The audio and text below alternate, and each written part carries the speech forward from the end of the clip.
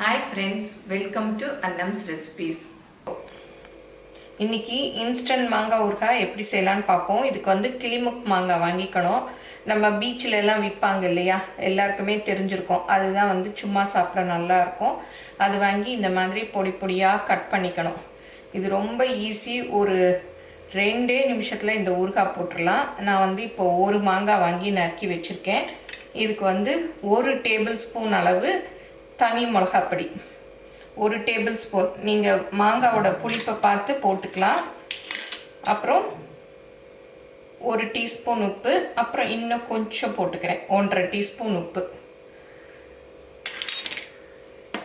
இது போட்டு நல்லா மிக்ஸ் பண்ணி விட்டுக்கணும். இது வந்து அப்படியே எடுத்து உடனேயே சாப்பிட்றலாம். நல்லா எல்லாத்துலேயும் படுற மாதிரி மிக்ஸ் பண்ணி விட்டுக்கணும்.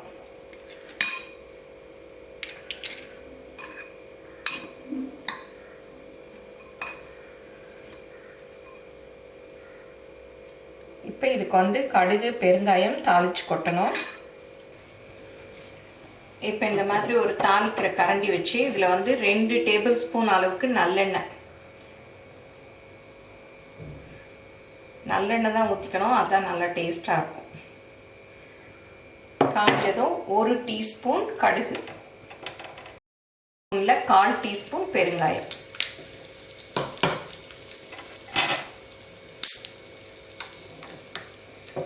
இது நல்லா கடுகு பொரிஞ்சிருச்சு.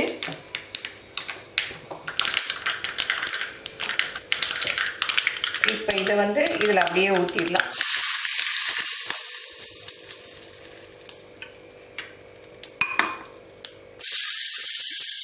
உப்புலாம் பத்தலையான்னு பார்த்துட்டு உப்பு மிளகாப்பொடியெல்லாம் போட்டுக்கலாம். நீங்கள் வந்து எவ்வளோ மாங்காய் போடுறீங்களோ அதோட புளிப்பு பார்த்து உப்பு காரம் போட்டுக்கோங்க. இவ்வளோதான் போடணும்னு கணக்கில், மாங்காயோட புளிப்பை பொறுத்து போட்டுக்கலாம்.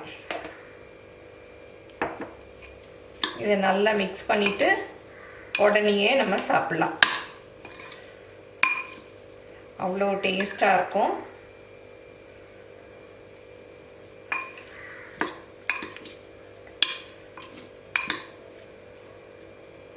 அவ்வளோதான், நம்மளுடைய இன்ஸ்டன்ட் மாங்காய் ஊறுகாய் ரெடி.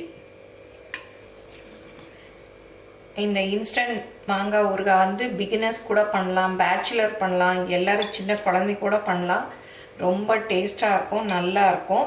இதை வந்து வெளியில் வச்சு ஒரு 2 நாள் சாப்பிட்லாம். நிறையா பண்ணிங்கன்னா பாட்டிலில் போட்டு ஃப்ரிட்ஜில் வச்சு சாப்பிட்டுக்கலாம். இப்போ வந்து மாங்காய் சீசன் ஆரம்பிச்சிருச்சு. எல்லோரும் செஞ்சு பாருங்கள், எப்படி இருந்ததுன்னு உங்கள் கமெண்ட்ஸை சொல்லுங்கள். தேங்க்யூ.